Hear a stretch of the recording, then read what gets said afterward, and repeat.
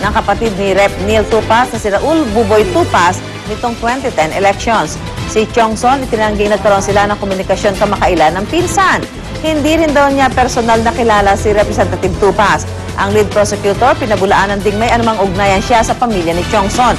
Samantala, muli ring pinanindigan ni Chongson na peke ang mga dokumentong nakuha ng prosekusyon na siyang ginamit para isabkina ang mga bank record ni Chief Justice Renato Corona.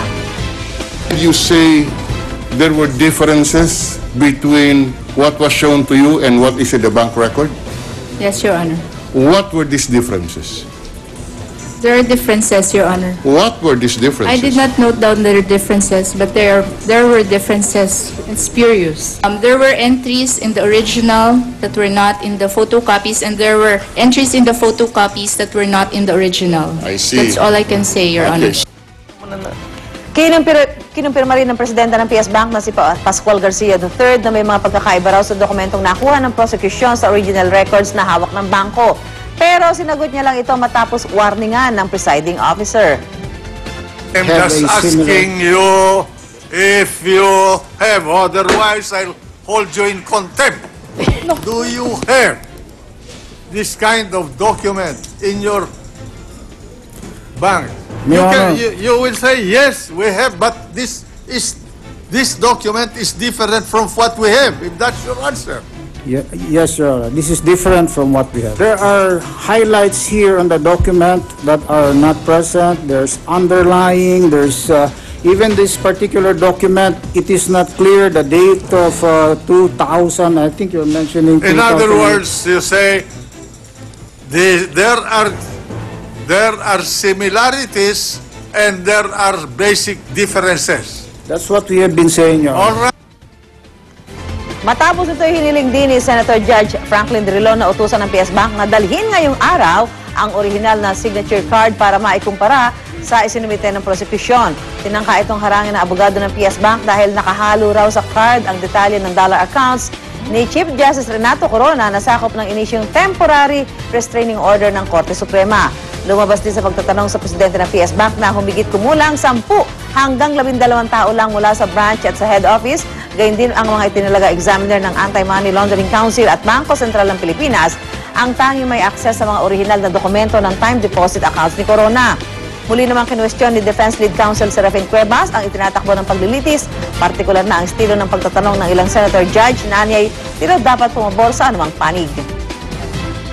Criminal proceeding is the trial court from asking to question. The answer is no, definitely, Your Honor. So we're allowed. But the extent of the cross-examination, the extent of the questioning must not be construed by either parties as favoring a party litigant. We are not going into the merit of the case. We are discussing an issue of credence of the witness. I therefore submit, Your Honor, and I withdraw my former observation relative to who is going to offer this defense, this evidence, because this evidence may no longer be part of the what we call impeachment proceedings, Your Honor. Alam mo, sa huli, baka parehong makulong si Tupas tsaka si Corona. Kung wala kasing leakage, di ba? Kung walang leakage, inimbento. Fake yung document. Kung may leakage, hindi siya peke. Kasi nga nag-leak eh. Kasi yung binabanggit na discrepancy kahapon, mga minor eh. Bakit may highlight? Kasi pag mag-photocopy ka, i-highlight mo yun eh. Ilang salin na to siguro bago nakarating sa prosecutor. Tapos yung petsa, malabo. Eh, siyempre. Ito si Presidente, ano yan siya? Garcia. Eh, pag, di ba, ilang photocopy ka na malabo na yun. Pero ang importante, di ba, the fact na yung account number, tsaka yung amount is the same.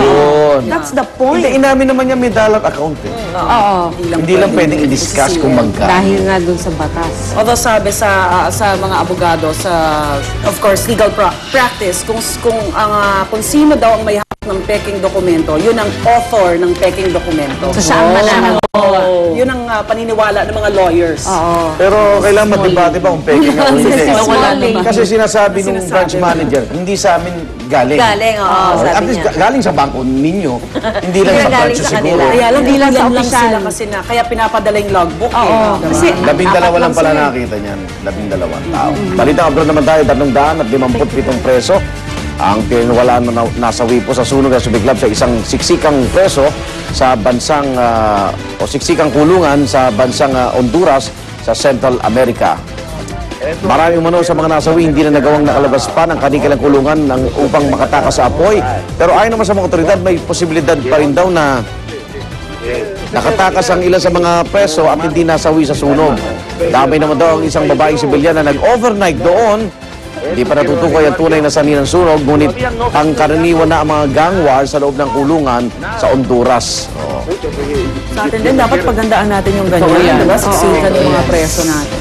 At samantala patuloy pa rin ang investigasyon sa pagpano ng pop diva na si Whitney Houston.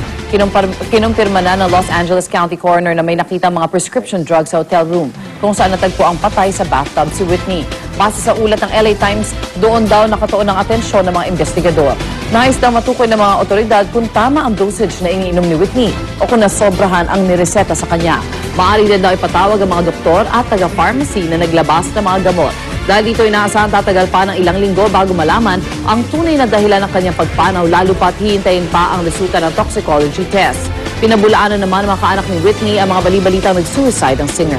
Samantala, hindi na daw magkakaroon ng public viewing sa labi ni Whitney matapos mapagdesisyonan ng pamilya niyang gawing pribado na lang ang burol ng pop diva sa simbahan ng kanyang hometown kung saan siya lumakwal.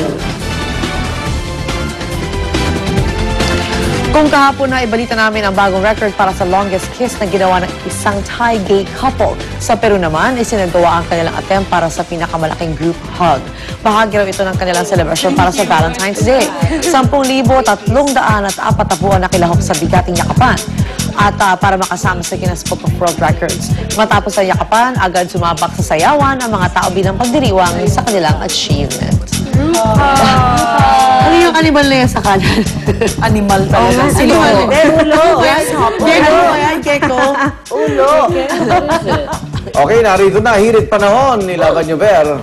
Maginaw, di grupag tayo. Yay! Maginaw sa eto na po mga kapuso mula sa Pag-asa. Ang ating hirit panahon, syempre meron pa rin po tayong LPA or low pressure area.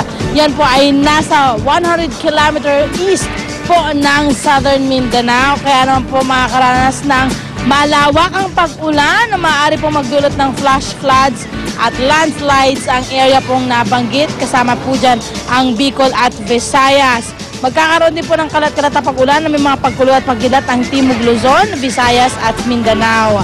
Ayan, ang Metro Manila naman po makakaranas sa mga maulap na kalangitan na may mga mahinang pag-ulan. At syempre paalala din po ng Pag-asa doon po sa ating mga mangingisda at mga lalabas po sa mga karagatan, medyo magiging maalon po at delikado para sa maliliit na bangka. So wag na po tayong magtangka pa. Okay? Ang ating pong sunrise ay 6:20 ng umaga at ang ating pong sunset ay 6:01 ng hapon.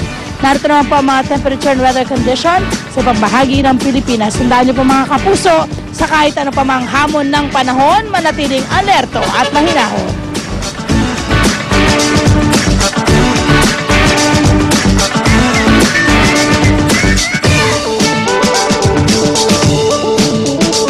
Walang tatambay mga igan ha, sa pagtambay dito po. Ay, Ano daw? Ano na tambay? sorry, galing mo kami sa chismisan. Ay, nako. Sige, dito lamang sa Unang Hirit. Sa Unang Hirit, Unang Hirit, Unang Hirit. Manggugulat ka. Unang Hirit, Unang ka. Balitang dapat na malaman. Kabula-bulaga, power ng bleach, plus linis ng detergent. Pinagsama, Zonrox Plus. Extra thick at mas mabula para sa all-around linis na